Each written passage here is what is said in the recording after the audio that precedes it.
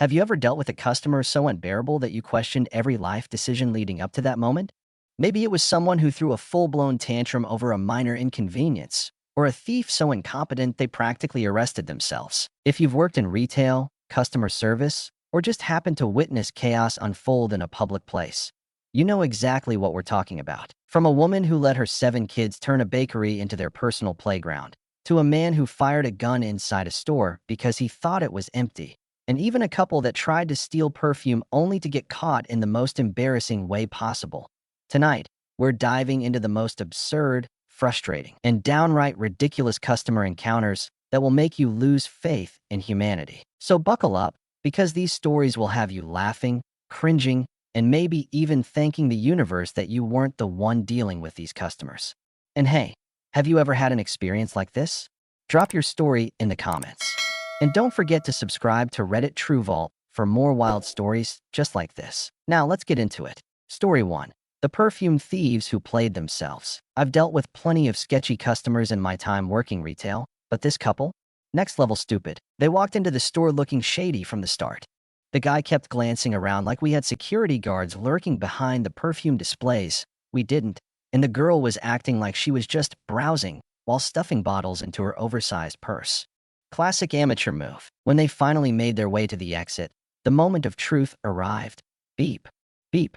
The security alarm went off like a fire drill. Everyone turned to look.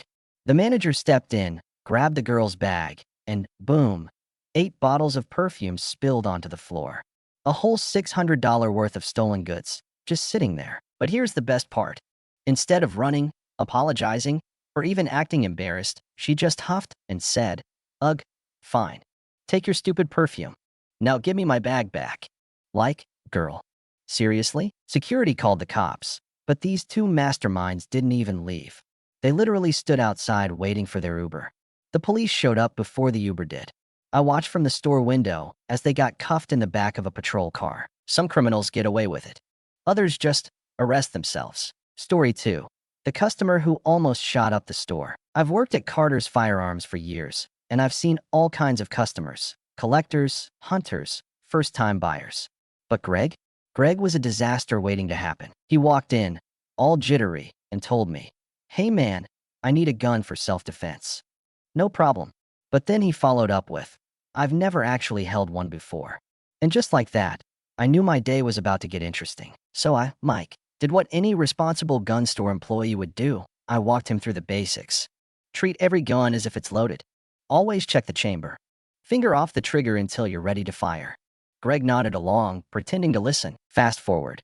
He picks a handgun, passes his background check, and pays. Cool. But the second I hand it to him, he raises it and pulls the damn trigger. Boom. The shot echoed through the store. Greg's eyes went wide. My ears were ringing. And behind him, a fresh bullet hole in the wall, right next to the safety first sign. Greg gave me a sheepish grin. So, I guess I should be more careful. Yeah. No shit, Greg. No. Shit. To this day, that hole is still there.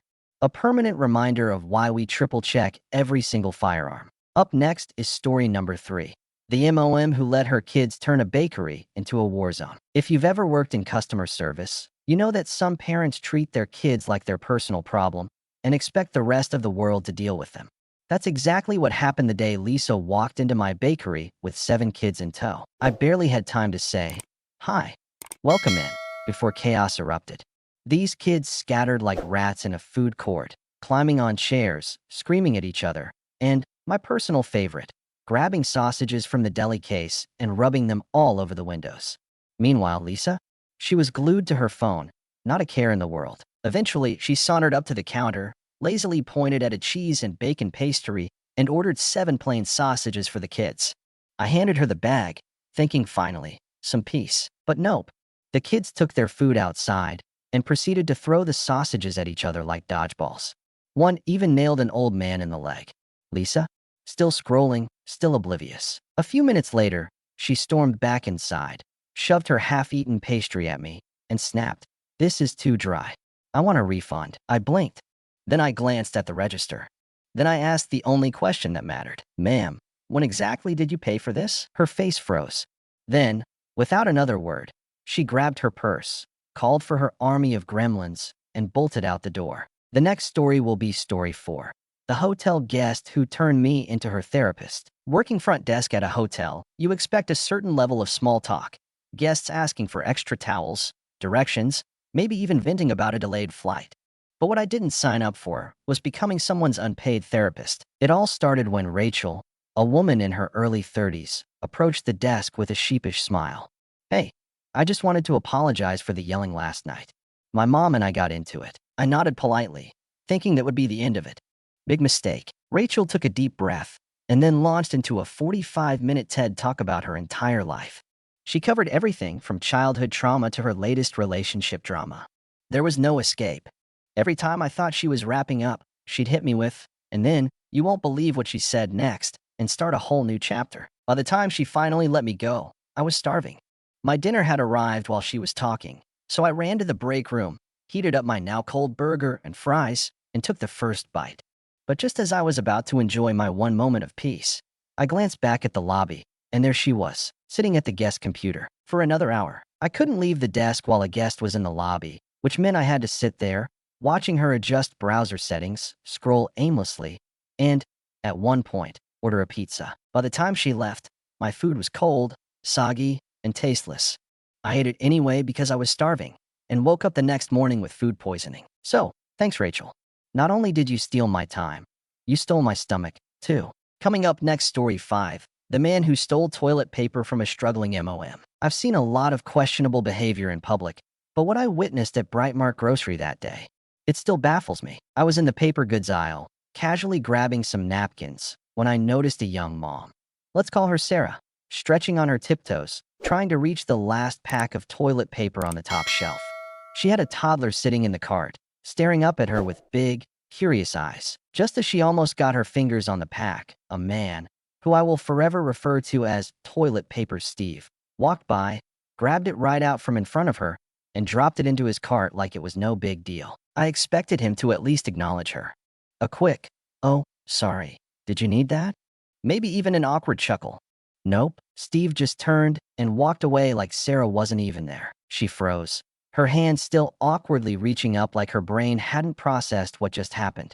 And then, to make things even worse, as he pulled the pack off the shelf, he must have dislodged something, because an entire stack of toilet paper packs came crashing down, nearly flattening the poor woman. Steve didn't even flinch. He just kept walking. Sarah stood there for a second, then looked at me. I looked at her. Neither of us said anything. Because what do you even say when you just watch someone steal toilet paper from a struggling mom and nearly take her out with an avalanche of Charmin? People never fail to amaze me. Next up is story number 6. The family who thought they owned the restaurant. If you've ever waited tables, you've probably dealt with demanding customers before. But this family, they acted like they were royalty. It started the second they walked in. A mom, a dad, their eldest daughter, her boyfriend, and the youngest sibling, who looked about 10. I barely had time to greet them before the boyfriend snapped, "Get me some bread." No please, no eye contact, just pure entitlement. I forced a smile and told him, "Of course, sir. That's our policy." I was just about to bring some over. But before I could even turn around, the mother suddenly grabbed my shoulder, spun me back around, and demanded, "What's the fastest thing on the menu?" My youngest is starving. I rushed to put in an order, served their drinks, and watched in stunned silence as the little sister drained her entire water glass in one gulp, held it up like a trophy, and panted, "Another." It only got worse. Halfway through their meal, the youngest accidentally spilled something on the table. Instead of grabbing a napkin, she bent her finger, snapped it like a queen summoning her servant, and pointed at the mess. "Clean it. Now." Then, when the food was running a little late, the eldest daughter suddenly burst into tears. Not frustration, full-on sobbing. The entire restaurant turned to stare as her mother leaped up, cradled her daughter's head, and stroked her hair like she was a 5-year-old. There, sweetheart. Don't worry. The food will be here soon." And the grand finale? After they finally finished their meal and sat there in silence for 30 minutes, ignoring every hint that we needed the table, the mother waved me over and asked, completely serious, "Do you have a pillow? My youngest wants to sleep under the table." "Yeah. No, this is a restaurant, ma'am, not your living room." Now, here's story number 7. The man who almost drowned because of a sandwich. Working as a lifeguard, you see a lot of stupid things. But this This was next-level idiocy. It was a busy summer afternoon at the water park, and I was stationed at the wave pool. That's when I noticed him, a middle-aged man, Rick, floating on a tube, casually munching on a massive sandwich as if he were at a picnic. Except he was in the middle of a freaking pool. Food in the pool was obviously not allowed. So, I blew my whistle and called out, "Sir, no eating in the water." Rick locked eyes with me, took another huge bite, and kept chewing. All right, fine. Maybe he didn't hear me. I whistled again. "Sir, out of the pool if you want to eat." This time, he did acknowledge me by turning away like a toddler pretending not to hear their mom. Wave after wave rolled in, soaking his sandwich, but he just kept eating. It was equal parts disgusting and impressive. Then it happened. 1 second, Rick was chilling with his soggy sandwich. The next, he was thrashing in the water, eyes bulging, clutching his throat. He was choking. I blew my whistle like crazy as my coworker, Matt, dove in, dragged him to the side, and performed the Heimlich maneuver. A half-chewed hunk of bread shot out of Rick's mouth and landed with a sad little splat on the pavement. Rick gasped for air, hands on his knees, trying to process the fact that he'd just nearly died. And then, I swear on my life, he turned to us, still wheezing, and snapped, "You made me drop my sandwich. Rick, you almost dropped your life." I had no words. Just pure, unfiltered disbelief. From that day on, Matt and I accepted a simple truth. Some people will literally die before admitting they're wrong. Up next is story number 8. The mother who taught her kids to look down on people and got shut down. Working retail is already tough, but dealing with rude customers who think they're better than you?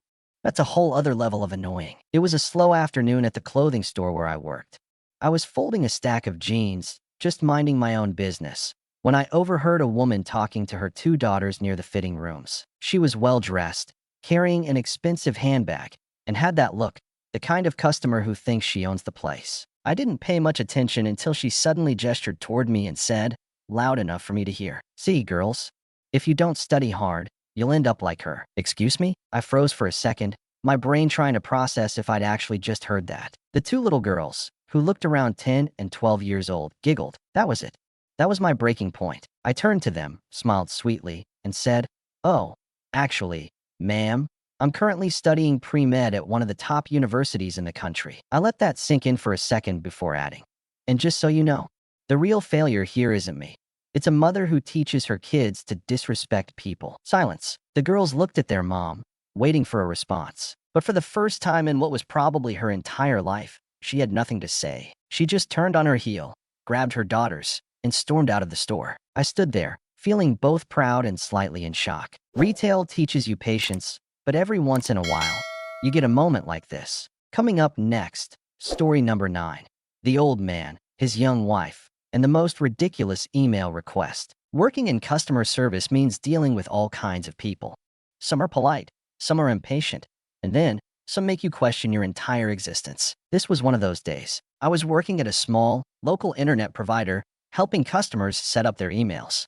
That's when an older man, maybe in his 70s, walked in, dragging along a woman at least 30 years younger than him. She looked exhausted. He looked ready to argue with God. They sat down, and before I could even greet them, he barked out his request. "I want my email to be just 2 letters. That's it." I blinked. "Sir, email addresses need at least 3 characters before the domain." He stared at me, face twitching. "No, I want 2. I took a deep breath. "I understand, but it's a universal requirement. I can't change that." That's when he exploded. "This is ridiculous." Back in my day, before he could finish his rant, his wife, Yuan, sighed and tried to calm him down. "Honey, it's not a big deal. Just pick another name." Bad move. He snapped his head toward her and bellowed, "I am Di Yuan. Toi dia bio ba o yin trong xi." The entire office went silent. Yuan's face turned red. Customers were staring. I just sat there, questioning whether I was trapped in a bad sitcom. And then, they started screaming at each other. Yuan shot back in another language, voice rising in fury. The old man waved his cane like a medieval king, cursing up a storm. Meanwhile, I just sat there, waiting for the sweet release of death. Eventually, Yuan grabbed his arm, dragged him toward the door, and they left, still screaming at each other. The moment they were gone, my coworker walked over, sprayed air freshener everywhere, and muttered, "Dude smelled like a damn colostomy bag." I put in my 2 weeks the next day. From clueless thieves to grown adults throwing tantrums like toddlers, today's stories proved one thing. Annoying customers are everywhere. But now it's your turn. Have you ever witnessed or dealt with a customer so bad that it made you question reality? Maybe someone who thought rules didn't apply to them. Or perhaps a moment so ridiculous that you still laugh or cry about it to this day. Drop your story in the comments below. We're dying to hear them. And hey, if you enjoyed today's video, don't forget to hit that subscribe button and turn on notifications. Reddit True Vault has plenty more wild stories coming your way. Until next time, stay sane out there, and good luck surviving the next customer from hell.